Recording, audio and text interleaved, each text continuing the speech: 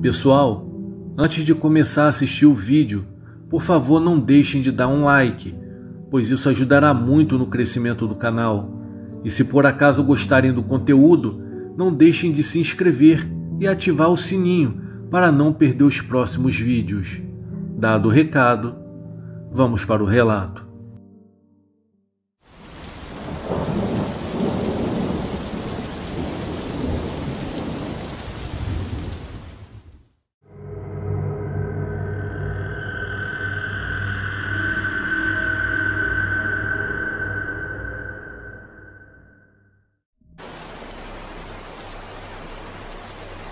Lúcio tinha 30 anos de idade e 2 anos de casado.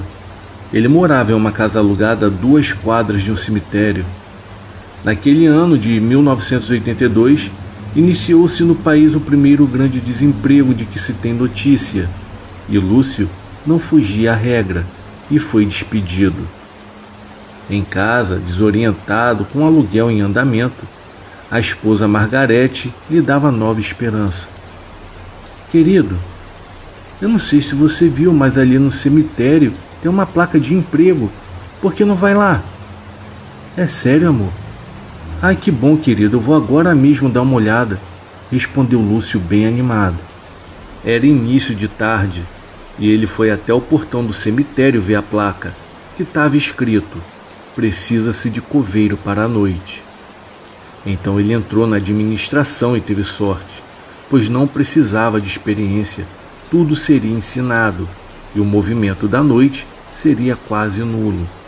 O cemitério municipal tinha raros sepultamentos durante a noite, mas para isso tinha que ter alguém responsável no período das 19 horas às 7 horas. Ok, perfeito, salário suficiente e bem próximo da minha casa. Só teria que me acostumar com o horário noturno e as tarefas, pensou Lúcio. Ele foi o primeiro a se apresentar e já estava contratado, iniciando na noite seguinte. As noites eram tranquilas. Lúcio fazia as suas rondas com apenas uma lanterna, um cacetete e um revólver para coibir. Ele achava que essa função não deveria ser dele, mas diante da falta de emprego, melhor não discutir. Naquela época, não existiam regras para o porte de arma em serviço. Ainda não haviam tido nenhuma função de coveiro em suas noites. Ele simplesmente bancava o guarda. Lúcio e Margarete não eram religiosos. Ela apenas era de descendência italiana e tinha algumas superstições, mas devido às necessidades não ligava para nada. Certa noite, quando Lúcio fazia a segunda ronda, lá por volta das 23 horas, e sobre o silêncio que reinava nas redondezas, ao passar pelas galerias, as quais duas eram de frente uma para a outra, formando assim um estreito e longo corredor escuro, Lúcio ouviu um murmúrio de mulher.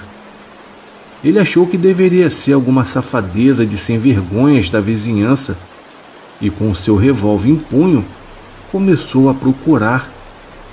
Porém, ele não viu ninguém, mas os murmúrios de mulher continuavam. Era como se a voz estivesse abafada. Cauteloso na procura, acabou encontrando a origem dos murmúrios vindo de uma gaveta térreo. E os murmúrios diziam: maldito! Por causa deles eu estou aqui.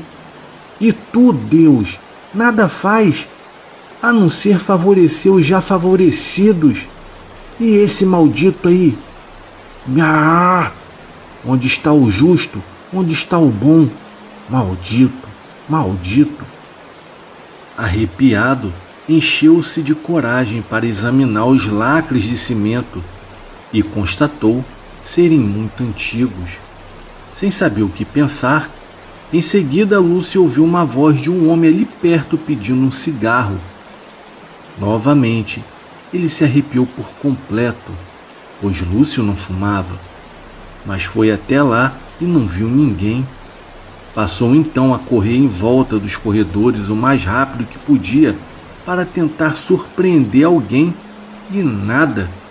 Então, ele voltou para o escritório da administração, que era o seu posto noturno, e ficou lá até findar as horas. Ao sair, não comentou nada com seu colega do dia. 2 meses se passaram, e certa noite, quando Lúcio chegou para o trabalho, ao perguntar sobre alguma novidade, o colega do dia informou apenas de um enterro realizado por volta das 18 horas. E às 19h30, Lúcio fez a sua primeira ronda. Ao passar pela área de terra, ouviu umas batidas em madeira.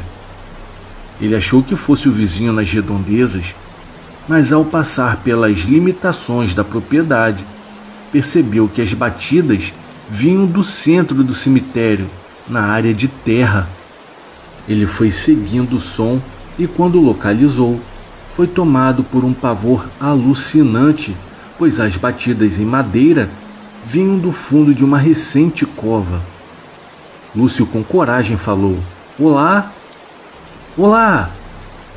E ele pôde ouvir de dentro um homem gritar por socorro, genuinamente acreditando tratar-se de alguém que havia sido enterrado vivo. Ele então correu até o almoxerifado, pegou uma pá e voltou correndo para o local, e as batidas continuaram. E à medida em que ele tentava tirar a terra, as batidas ficavam ainda mais fortes. Lúcio falou para ele se acalmar. "Calma, amigo, pelo amor de Deus, eu já vou tirar dessa." E as batidas pararam quando Lúcio alcançou o caixão. Com cuidado, tirou as últimas terras e rapidamente começou a soltar todas as presilhas daquele caixão. Ao abrir a tampa, uma surpresa. O rapaz estava ali dentro, inerte, com olhos abertos e opacos. O rosto estava totalmente pálido e, ao tocá-lo, estava rígido e imóvel. Conclusão: ele estava morto. "Não pode ser", pensou Lúcio. "Será que eu demorei a chegar?" Agora, Lúcio teria que fechar o caixão e enterrá-lo novamente. Quando ele fechou o caixão, e agora sem prender com as presilhas, e que começou a recolocar a terra, ele ouviu nitidamente um choro doloroso de dentro. Lúcio parou, afastou a terra e abriu uma pequena fenda no caixão, mas o rapaz estava do mesmo jeito. Então Lúcio recomeçou a função, tampando de terra, mas agora ignorando o choro que continuava a vir de dentro. Ele se perturbou muito com isso e, pela manhã, resolveu indagar com um colega da administração, com a desculpa do recém-sepultado, se alguém conhecido seu. Então o colega respondeu: "Ah, você quer dizer o último enterro? Vamos ver aqui no arquivo." Após encontrar a ficha, respondeu lendo: "Achei, olha só, Lúcio. O nome é Edgar, não é isso? Então, está aqui, ó, falecido ontem pela manhã, liberado pelo IML durante a tarde. O motivo do óbito foi perfuração do crânio por arma de fogo do próprio punho." Caramba, ele se matou. Sepultamento foi autorizado pela prefeitura, visto que a família não tem condições financeiras. "É isso, você o conhecia?" Respondeu Lúcio disfarçando. Não, eu achei que fosse algum conhecido meu. Tá bom, obrigado." Em seguida, Lúcio pensou: será que havia alguma possibilidade dele estar vivo quando eu vi aquelas batidas? Bom, depois dessa, agora eu tenho certeza que ele estava morto mesmo. Mas Lúcio ficou chocado, pois no fundo ainda acreditava que ele socorreu o rapaz tarde demais. Ao chegar em casa, não conseguiu dormir e acabou comentando com a Margarete, e ela respondeu: "Amor, se ele estava vivo, agora não está mais. Tira isso da sua cabeça, pois a culpa não é sua. Acho que faz parte do serviço. Acalma-se." Mais tarde, quando Lúcio acordou ainda perturbado, Margarete deu-lhe a seguinte ideia: "Querido, naquela casa ali na frente, tem uma senhora que é benzedeira e parece que ela é cigana. Por que não vai lá? Talvez se benzendo, você se sinta melhor. Lúcio então foi até a frente da casa e havia uma placa: Cigana Elza, leitura da sorte, benzeduras e consultas. Lúcio bateu palmas e uma senhora de cabelo branco e longo, com a pele bem morena e olhos verdes com um vestido floral, veio atendê-lo. Lúcio então explicou sobre o seu trabalho e suas novas experiências em rápidas palavras, e a bondosa senhora respondeu: Filho, normalmente eu cobro pelas consultas, mas no seu caso eu vejo alguém que me pede socorro. Então o senhor passa aqui dentro que eu vou lhe atender. Logo na pequena sala de entrada, forrada nas 4 paredes por cortinados, havia uma mesa com toalhas longas, 2 cadeiras, um baralho de cartas e uma bola de vidro no centro. Mas ela não serviu de nada disso. Apenas sentaram-se e ela concentrou e começou a falar. Não se assuste, Lúcio. É apenas a sua mediunidade que está ativa. Certamente, pelo tipo de trabalho que você faz, seria muito bom conhecer e entender e trabalhar isso. Nada é à toa. Por alguma razão você ouve os desencarnados que estão próximos de você. Ou seja, isso não acontece com todos. Na verdade, ninguém morre. É só o corpo físico que falece, mas o espírito continua. Mas é uma questão de fé. Você não é obrigado a acreditar nisso. Para mim, os espíritos de algumas pessoas que morrem, infelizmente, ficam presos ou próximos aos corpos por alguma razão, e eles não vão para onde têm que ir. Fique tranquilo, em nada eles podem atingi-lo. Sobre os pedidos deles, como cigarro, bebida, velas, cabe você querer ou não fazer esse agrado. Siga sempre o seu instinto. Agora, em relação ao rapaz que você achou que socorreu tarde demais, infelizmente tratava-se de um suicida que precisava muito de orações e preces. Para nós ele morreu no momento do seu ato.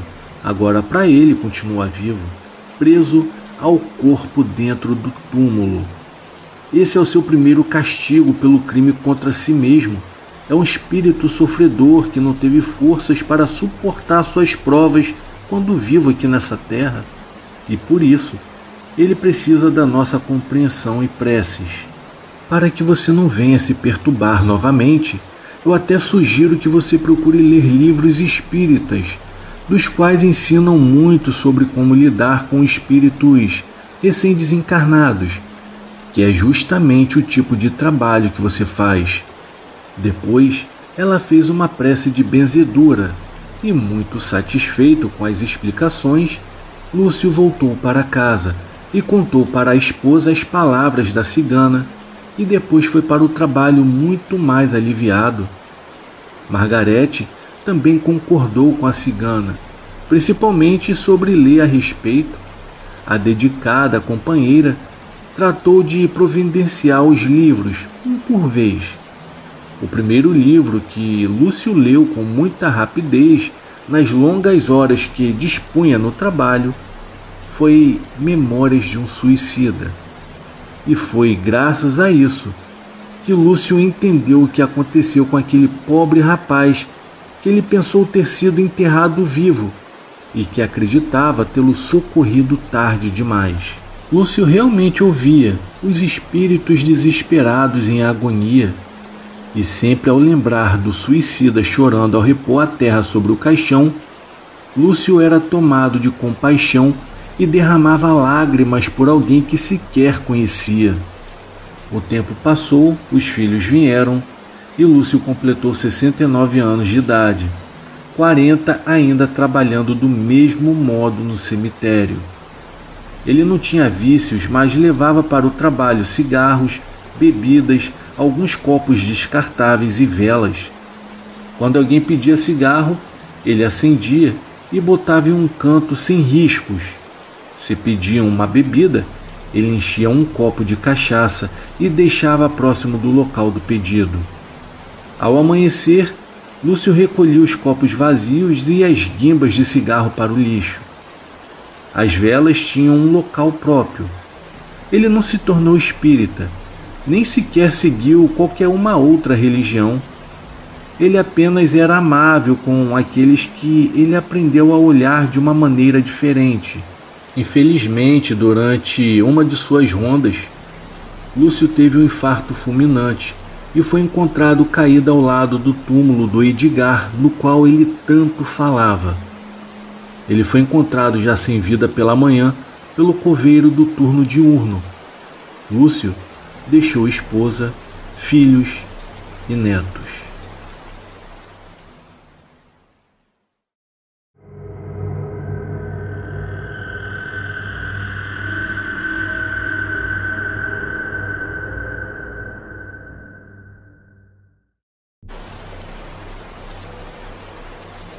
Olá, o meu nome é Gilberto. Ao longo dos anos, presenciei situações que me deixaram de cabelo em pé. Porém, sempre evitei falar sobre elas para as outras pessoas, talvez por medo de ser chamado de louco ou ser alvo de chacotas. A minha avó morava em um sítio no sertão da Paraíba, nos arredores da cidade de Soledade. Ali, eu tive muitas experiências que eu considero ser sobrenaturais, e uma delas aconteceu em um minúsculo cemitério particular, próximo ao sítio da minha família. Esse cemitério era bastante antigo, restando apenas o muro da frente com a cruz e o muro lateral. Ele foi construído há anos por uma riquíssima família local, à beira da estrada de terra principal, com o objetivo de enterrar os seus parentes. Certo dia, as minhas primas Marcela e Letícia, o meu primo Mário e eu resolvemos explorar melhor o local. Sem lanternas, seguimos até a estrada principal, contando apenas com a luz da lua para iluminar o caminho. Abrimos a porteira que separava a estrada principal daquele terreno. E como o cemitério ficava praticamente em frente a essa porteira, apenas cruzamos a estrada. Não conseguimos atravessar o arame farpado da cerca que protegia o terreno, pois os arames estavam muito próximos uns dos outros e de forma bem apertada. Então ficamos na frente observando tudo à volta e ouvindo os grilos trinando. De repente, os grilos se calaram. A minha prima Ana segurou com força a minha mão.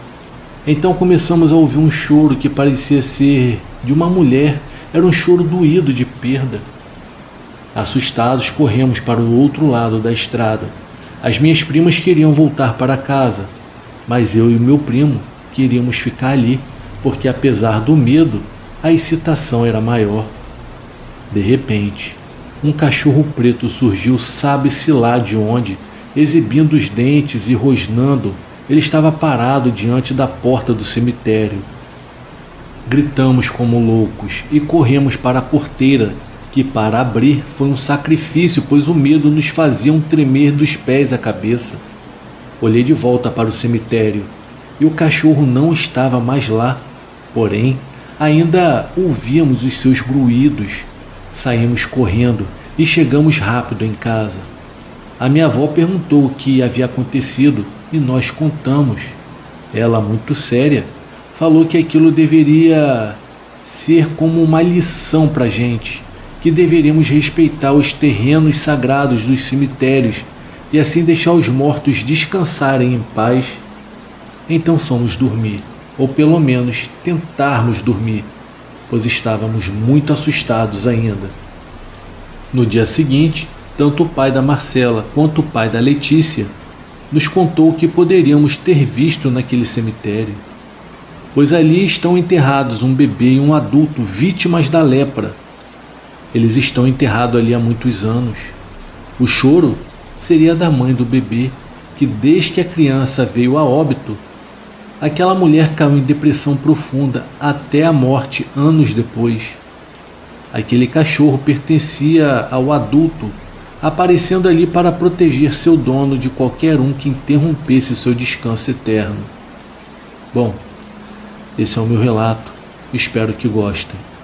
Boa noite.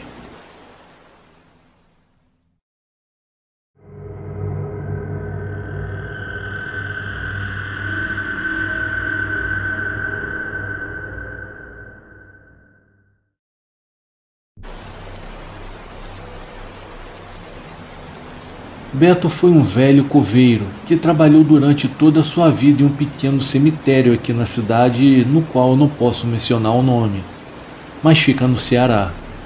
A sua casa ficava bem no centro desse cemitério, ou seja, ele morava lá, era como uma espécie de caseiro daquele local. Como ele convivia diariamente com os mortos, nunca teve medo de assombrações, sequer acreditava em fantasmas. Porém, uma certa noite, ele estava caminhando pelo cemitério como de costume, pois muitos jovens costumavam se reunir lá durante a noite, bebiam e faziam a maior bagunça. Mas esta noite estava bem tranquila, era uma noite de lua cheia e ele quase não precisava usar sua lanterna para iluminar o local. Após caminhar por todo o cemitério, ele voltou para sua casa. Beto sempre foi um homem solitário, ele morava sozinho. Deitou-se então em sua cama e pouco tempo depois ouviu alguém bater em sua porta. Quando ele abriu, para o seu espanto, não havia ninguém. Nesse momento, ele achou que poderia ter sido alguma brincadeira de um dos jovens que frequentavam o cemitério e não deu muita importância. Ele fechou a porta e foi para o seu quarto. Porém, quando olhou pela janela, ele pôde ver um velho senhor que estava sentado em uma das sepulturas. Rapidamente, ele correu em direção a ele, mas de fora da casa não podia ver mais ninguém. Ao se aproximar do túmulo, verificou que havia uma foto de um homem velho. Parecia ser o mesmo que havia visto pela janela. Então ele pensou que poderia ser a sua imaginação pregando alguma peça. Quando virou de costas para o túmulo para voltar para sua casa, ele deu de frente para aquele velho homem, o mesmo da foto.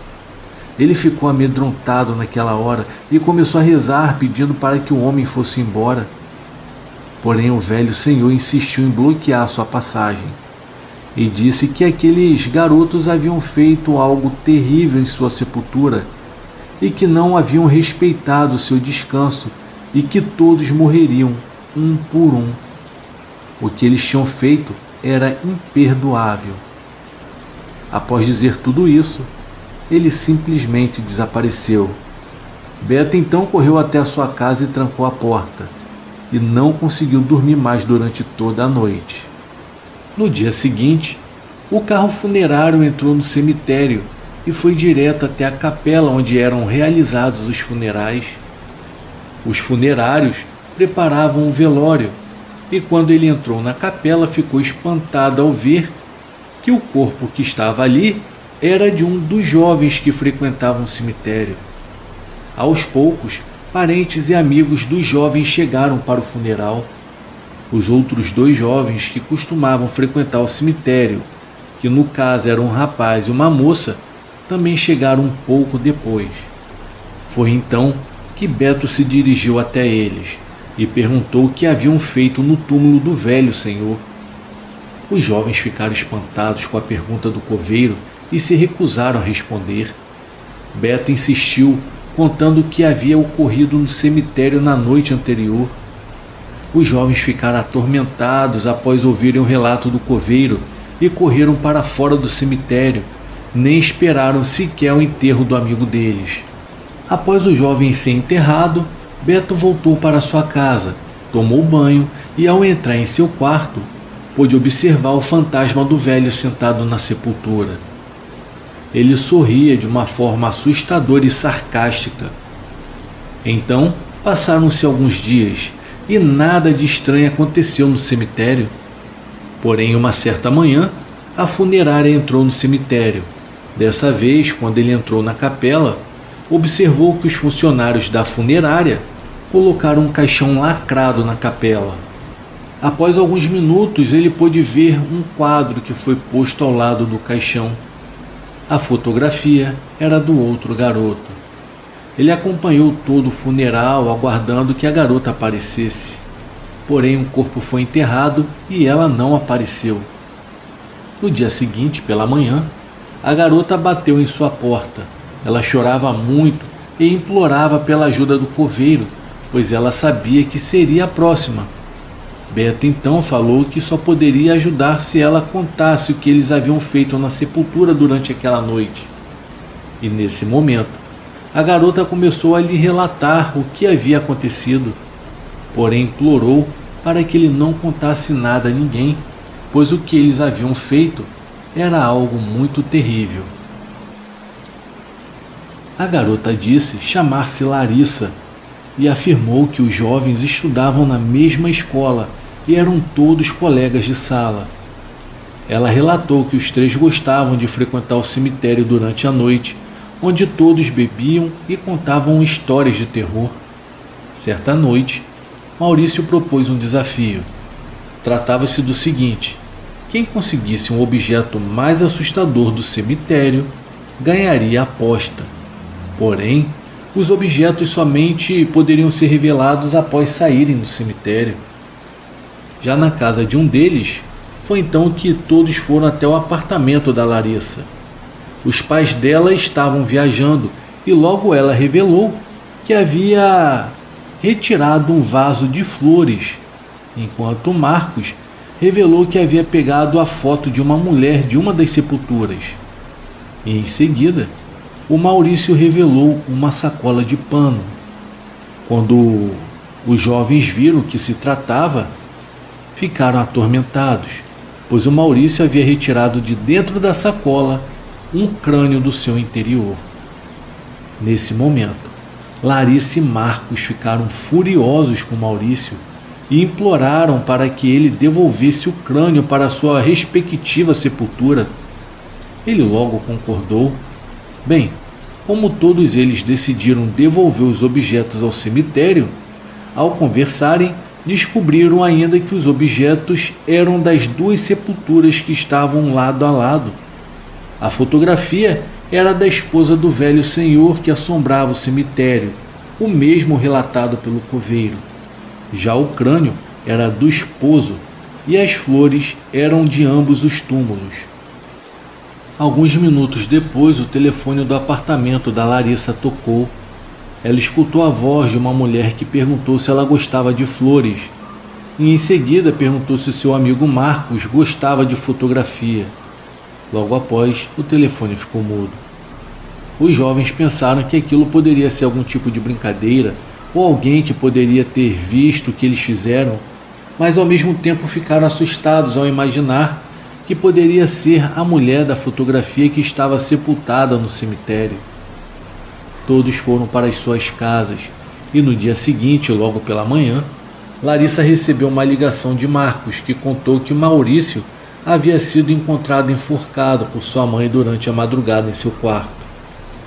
Os dois foram diretamente ao funeral de seu amigo. Ambos estavam inconformados e se questionando o porquê que o Maurício havia tirado a sua própria vida. Nesse momento, o coveiro aproximou-se, conversou com eles e os dois saíram completamente assustados do cemitério.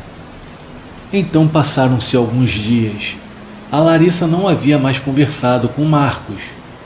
Então, durante uma certa madrugada, Larissa ouviu um barulho de sirenes e olhou pela janela e observou diversas ambulâncias e carros de polícia no prédio do Marcos, que ficava em frente ao seu. Logo em seguida, ela trocou de roupa e conseguiu entrar no prédio do amigo, mesmo durante toda aquela confusão. Ao se aproximar dos paramédicos, ela se assustou ao ver que era o corpo do Marcos que estava caído no local. Ele havia se jogado do 15º andar do edifício. Ele estava irreconhecível, pois a sua cabeça havia se explodido ao se chocar contra o solo e havia miolos por toda a parte. Ao ver aquilo, a Larissa voltou muito triste e assustada para o seu apartamento e não conseguiu mais dormir durante toda aquela noite.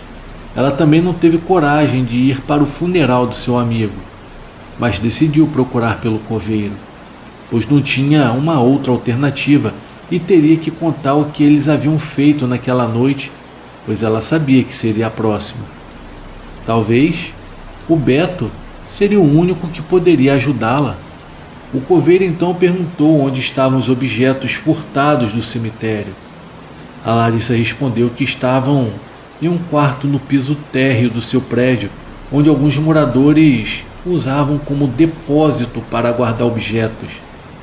Ele então disse para que ela os pegasse imediatamente e que retornasse ao cemitério. Larissa correu para o seu prédio, colocou os objetos em uma sacola e retornou ao cemitério, agora acompanhada do coveiro. Eles caminharam em direção às sepulturas. Lá ele colocou o crânio dentro do caixão do velho homem que estava violado. Em seguida colocou a fotografia no túmulo da esposa do velho e o vaso com flores já secas entre ambas as sepulturas. Colocou também um outro vaso, agora com flores novas por entre aqueles túmulos. Foi nesse momento que o coveiro acendeu 2 velas e pediu para que Larissa rezasse com ele em pedido de perdão. Ao terminarem a oração, Larissa estava completamente emocionada e pediu mais uma vez agora perdão em voz alta. Em seguida, uma forte brisa passou pelos dois, porém as velas continuaram acesas. Então não duvidaria que provavelmente eles teriam aceito o pedido de perdão da Larissa. Vários dias se passaram e muitos funerais foram feitos naquele cemitério. Beto acompanhava todos e ficava aliviado ao saber que nenhum corpo velado era o da Larissa. Algum tempo depois, ele recebeu a notícia de que ela estava bem e viva. Muitos anos se passaram desde o ocorrido. Larissa continua viva, mas o coveiro não costuma mais fazer suas rondas noturnas naquele cemitério. Então, certa noite, ao caminhar pelo local durante a noite e olhar pela janela, ele avistou os 2 jovens mortos que estão condenados a vagar pelo cemitério entre o mundo dos vivos e o mundo dos mortos. Boa noite.